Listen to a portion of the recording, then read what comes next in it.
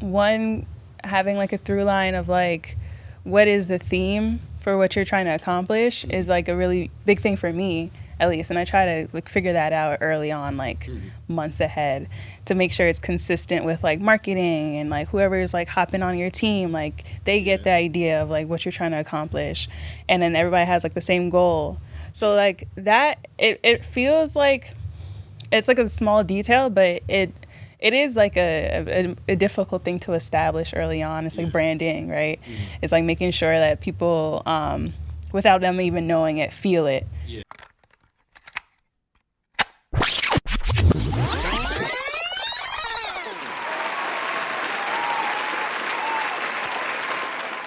Hey, what's going on? I am Ramsey Said What. This is episode 310 of the A-Side B-Side podcast, a branded podcast by whatsthemovement.net. As always, rate, subscribe, review. Thank you for listening. Thank you for taking the time to press play.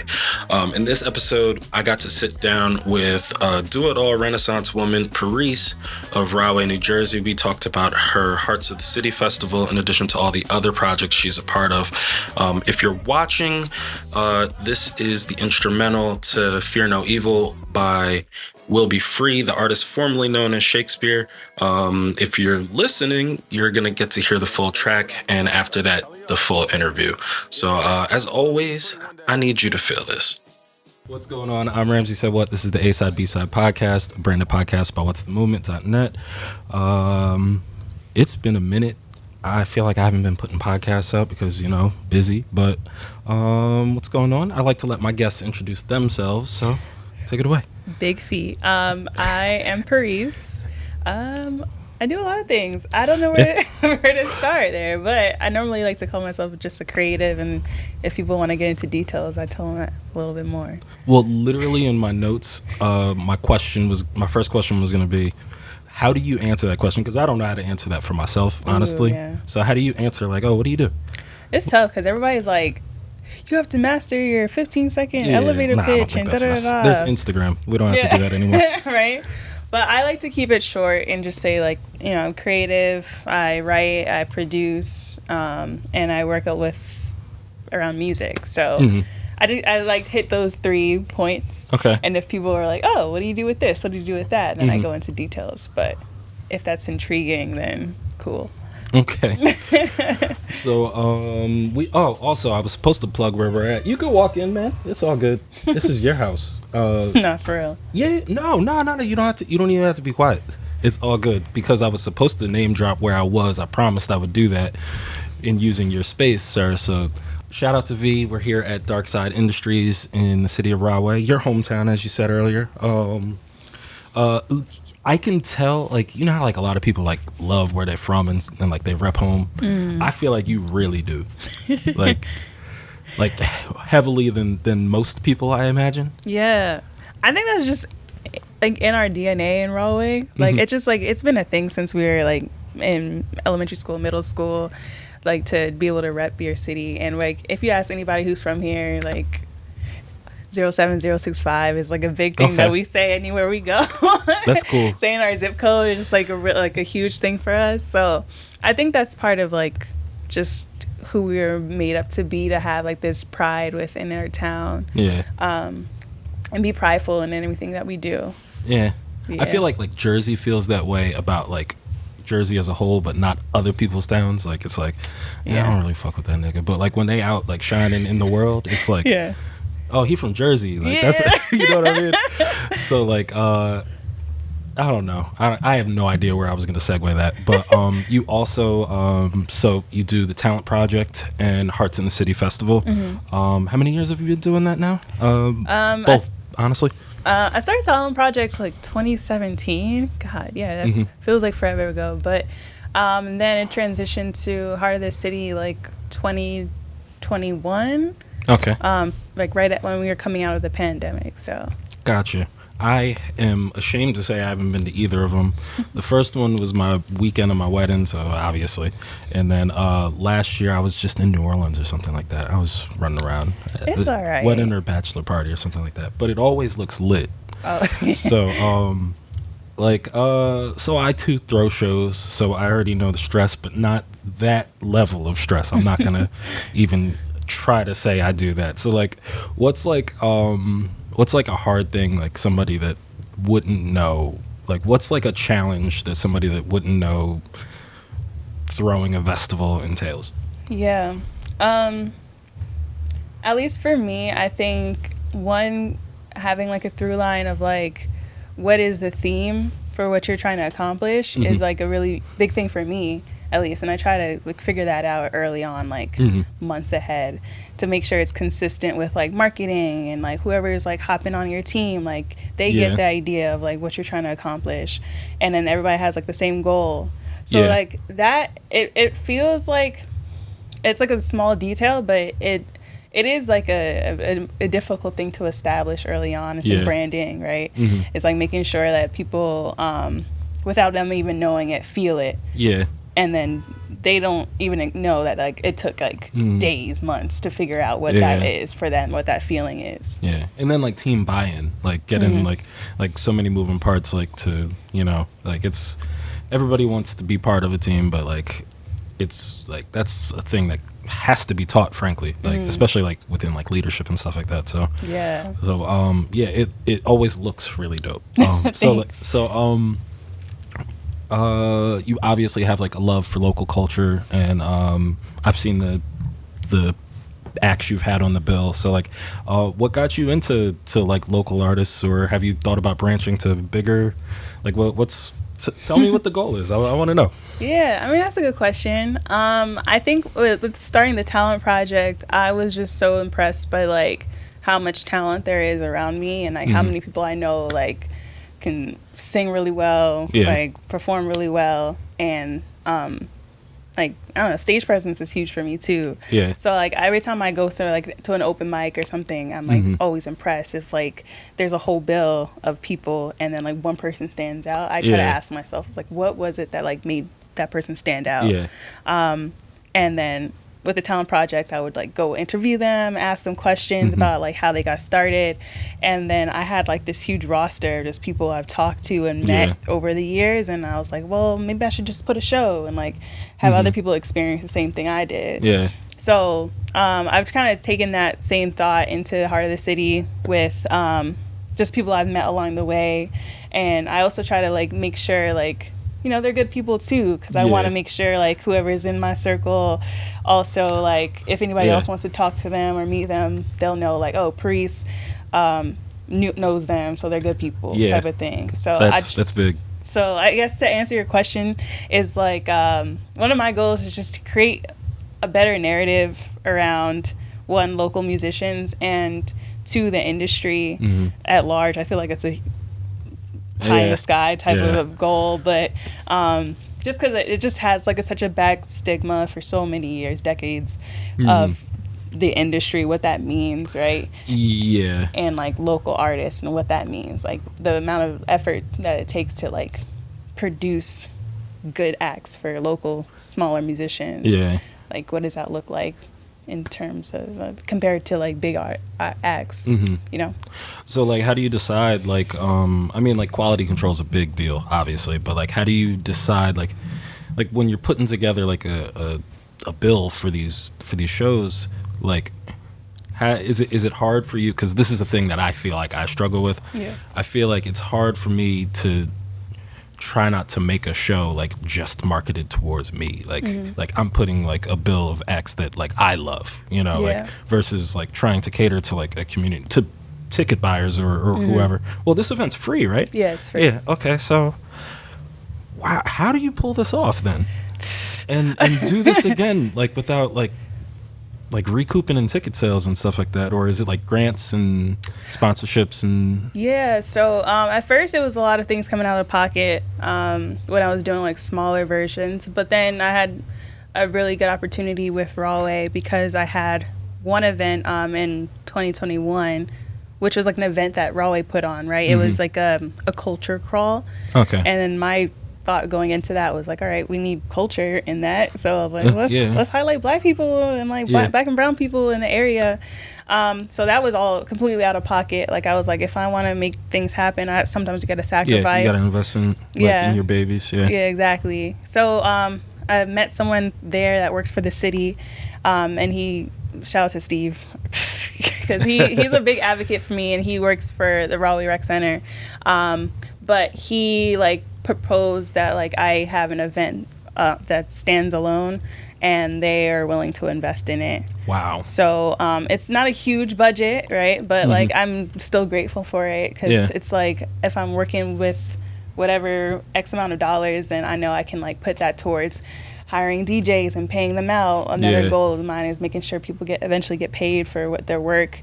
The DJs, the art that's being shown, a lot of the equipment got to be paid through that budget. Yeah. So that's eventually it. But it took a lot of time. Like I had to create pitch decks and like shout out to corporate because that's the only way I know how to do that. Yo, it's crazy, right? Like you hate it in the moment, but like you do take it and put it's in your bag. Exactly. Yeah. So it took all those skills, made a bunch of pitch decks about like how this idea comes to life, how much money it'll cost, and that's how I've been working with them ever since. Do you do any grant writing? I want to. I don't want to look into it. It's like one of those things that I haven't yet done or learned how to do, but I would love to like take it on and add that to it. I asked because I'm looking for one. Oh, yeah. That, and I'm like playing with like ChatGPT and stuff like that, trying to learn how to do it myself. ChatGPT. Yeah. But you know what? I'm not too proud to look back at my notes in the middle of an interview. Because I feel like I'm super rusty because I haven't like done this podcast in so long. So you're good. You're doing great thank so you for far. coming on. I appreciate it. You know, before I look at my notes, before I quit, I'm gonna go to an old favorite question that I feel like I ask in like every interview I do lately. Yeah. So obviously music is like big for you. I mean, nobody that would throw a 2-time and in ongoing music festival and of local acts at that doesn't have a passion for music. So what would you say is like your first like music memory like as a kid like that you can think of? Ooh. A lot of it would be my parents who be playing music around the house, cleaning or like in car rides, things like that.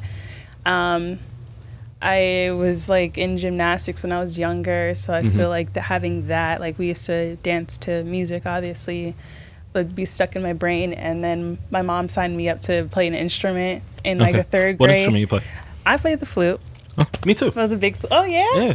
Okay, shout out to flutes, wind instruments. I play like almost every wind instrument, but flute is the one I was best at. I wish I was better at tenor sax. That's my favorite. I was always interested in sax, and I was like, oh god. It's the same fingers though. Oh yeah. Just a different key. So like it's in E flat. You can play tenor sax. I'm about to go pick up a sax. Yeah. You can play. It's the exact same fingers.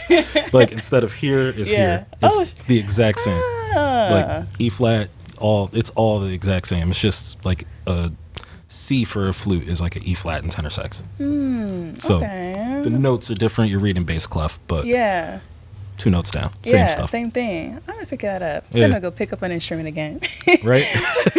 That's good to. That's cool to know. And a cool fact about you too. But I played the flute up until like 9th grade. I still have it. And still have all my sheet music and stuff. Oh, wow. That I can't find. In case I ever want to, I was trying to teach myself how to do it again during the pandemic. That's a good tool to sharpen. Yeah. So I just started off from, the basic. I don't know if you ever had those, the workbooks? Books. Yeah. And it was, the red, I forgot what brand it was. And they had a red, blue, and green book. Yeah. Yeah, I remember all of that. So I was like, let me start from the basics and with my scales. I love music from there. I love hearing the things that people are able to do because, being able to play instruments, how difficult that is. Yeah. Being able to sing, how difficult it is to do certain things with your vocals. So I think I've just always seen music that way, just being able to appreciate because you've tried or learned, you can see the skill level required for certain things. That's one of my favorite answers to that question, Ron. I feel like everybody always just says, oh yeah, my mom used to play Anita Baker in the crib, which is everybody's existence, honestly. Yeah. But that was a real creative answer. I like that one. Thanks. I had to skim over the parents playing music. I was like, everybody's parent did that. So, but what was playing in the house growing up? I'm Jamaican, so. Okay. But, my mom, even though I feel like Caribbean people, they don't like secular music sometimes, especially old school people. My mom was like doing like, I don't know, she was doing the opposite and like exposing me to like the different types of music. So she was playing everything. I feel like something that always sticks with me are like the DeBarges for some reason.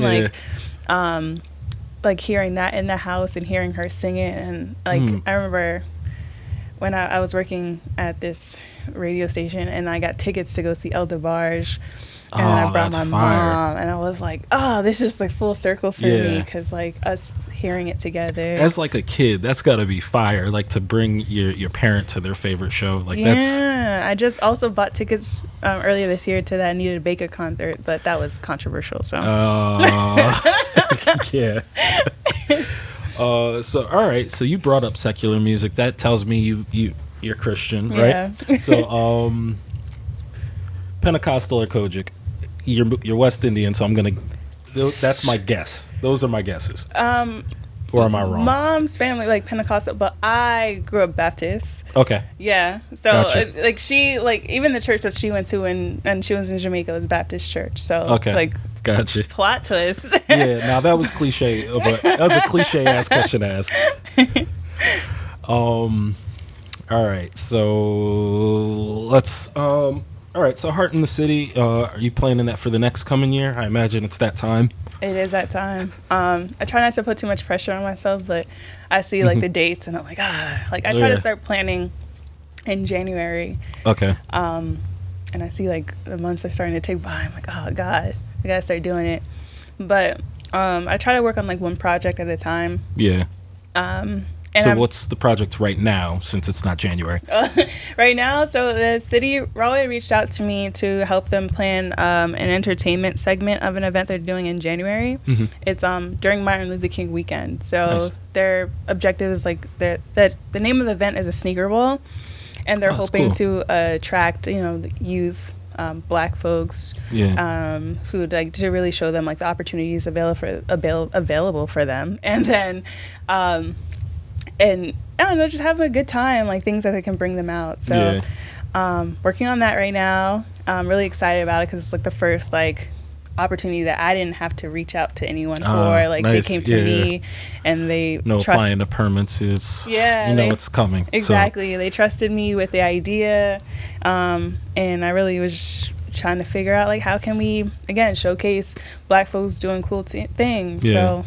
Planning a fashion show, performance after the fashion show, have a DJ coming through, photo opportunities throughout, and a band too. So that's fire. Really fun.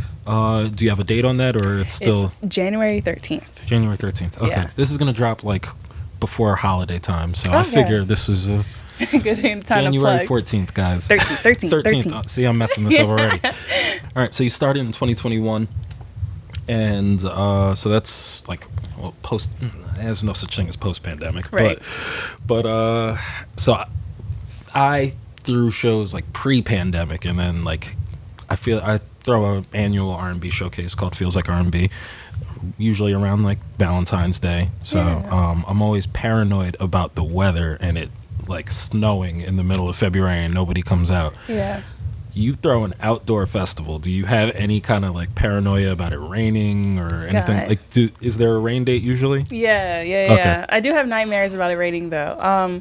But we like make sure with the city I try to have like a rain date. It's either like a week later or 2 weeks later. Gotcha. Yeah. But like that was just like me thinking as an event curator. I'm like, yo, if I did something outdoor, one, it'd be fire, but the sun has to be out. Like, knock on wood, it's never snowed for any of my stuff, and it's indoors, obviously. But, that's just something I thought about. Like, that's got to, like, that takes a bravery that I think people don't think about when they're just out there enjoying themselves. That's absolutely true, especially in the wintertime. I feel like people are less likely to go anywhere when it's really cold or if it's snowy. So like I don't blame you. I feel like that's super frustrating if like something you can't change happens and then it affects the outcome. That's why I do pre-sale tickets. If you now granted I usually work with my venue about having having a snow day. Shout out to Above Art Studios. I haven't forgot about you, Tox.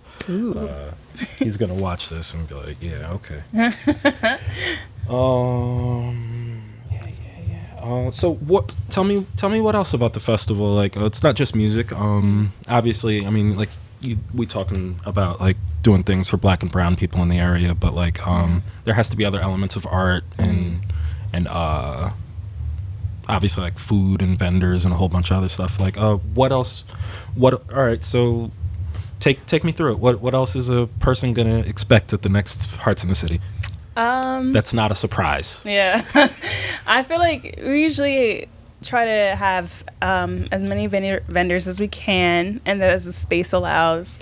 Vendors are huge too, because this year I really felt like the camaraderie with how they just came in droves and like decorated their tables and their area with their signage and all that.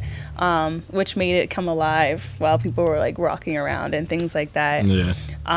And I think what's also important to me too is just the team that's around me, and making sure like they're Black and brown too. Yeah. Giving them opportunities and whatever their interests are to like grow that through this. Yeah. And if there's anything that they're looking to enhance, like if they want to add stuff to their resume, like I feel like my number one goal is to make sure people can learn new things or have the opportunity to promote their business and whatever like way I could be like a liaison for like all those things. Like that's just always on my mind. So this year we had like a community art project on the wall, which was really nice to see. Like a big mural or something like that. Yeah, that's cool. Exactly. So we put like this huge tarp, and people were just like, we just put out paint, and whoever wanted to walked up, and people like were naturally attracted to it. Yeah. Just letting whatever spoke to them go on the wall. That's and it was really pretty to see like all the kids come up and like their hands were being painted on the wall. Yeah, like they added their own contribution to it. Yeah. That's cool. And at the end of the day, it was really pretty to see. Took pictures, all of that, and posting them too. So, yeah. So I feel like all the people I know in Rahway are Black. So like we're talking about servicing Black and brown people, but what's the demographic like around here? Like is it mostly Black or? That's the thing too, which is what made me want to start this. Is a lot of people assume that Rahway might be predominantly white, and it's not like that. I think that's just like what is offered to this to the public. Feels like really things cater to white folks, and nothing's wrong with that. You know, they have their time too, but majority of us that live in the town are Black and brown. I think it's 33% of folks in Rahway are white, and then it's like split like 30 and 30 with Black and brown folks. Who aren't. So that's obviously the majority, right? Yeah. And but there aren't a lot of things that like are representative of like that in our town besides like food, restaurants, stuff like that. So want to as our town changes a lot more, have like apartment buildings coming up, people from New York moving in, didn't want to change the dynamic of like what this town actually is, and wanted to keep that true.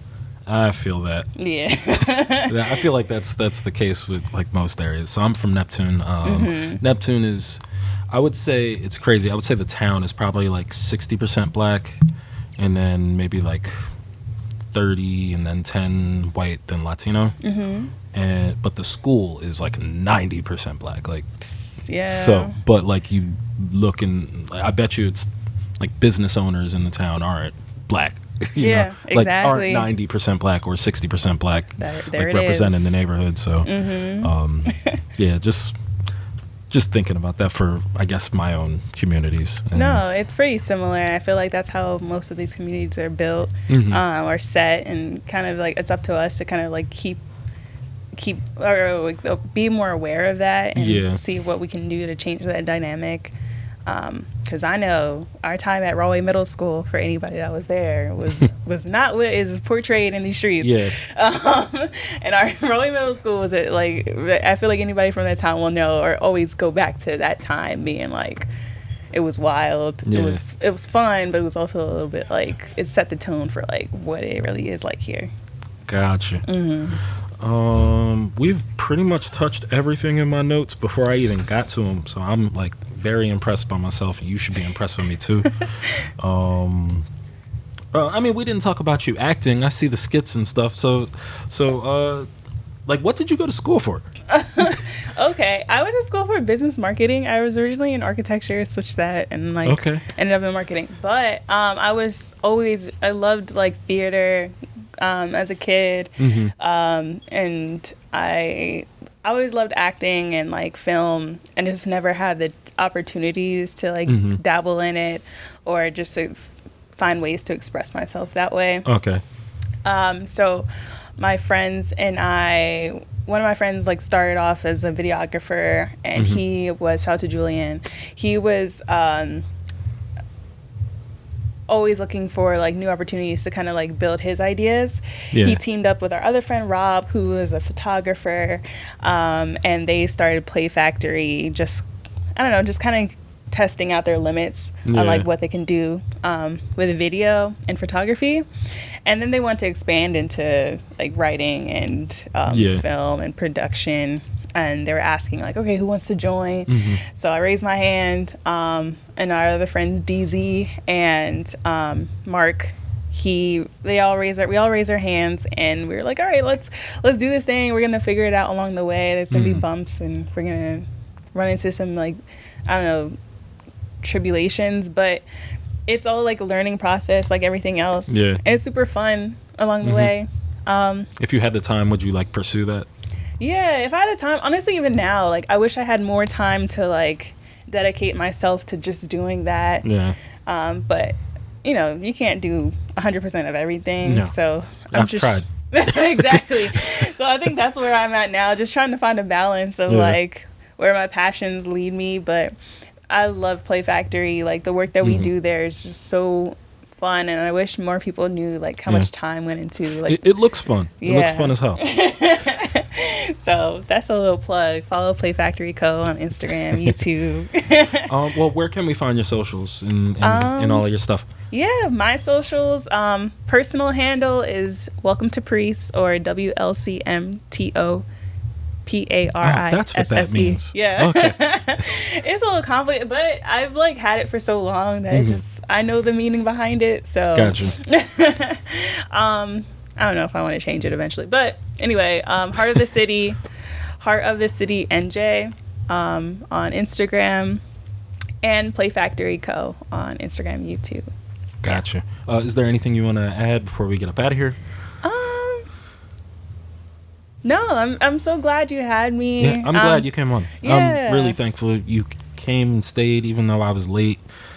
Like, I'm slacking. Yo, traffic in like Kenilworth was crazy. Ew, Kenilworth. Yeah. Stay out of there.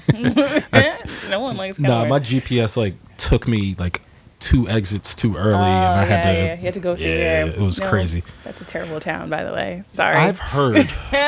You know, it's very funny. Close. It's Clark adjacent. But I'm Ramsey Said What. This is the A-Side B-Side podcast. It's branded by what'sthemovement.net. Thank you guys for watching. We're on YouTube now because everybody's like, oh, where can I watch your podcast? And I'm like, podcasts you listen to. Everybody wants to watch it now. Everywhere. So now that you guys want to watch it, we're in 4K and on YouTube. A-Side B-Side podcast on Instagram.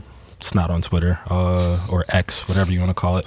But you can follow me, Ramsey Said What, everywhere on Twitter, Instagram, wherever. And as always, thank you for listening. Oh, we're on Audio Mac. Shout out to the good folks there. We usually trend whenever I post there. So shout out to you guys. And yeah, we're back and like gonna be here consistently this time. But thank you guys for listening and watching. See you later.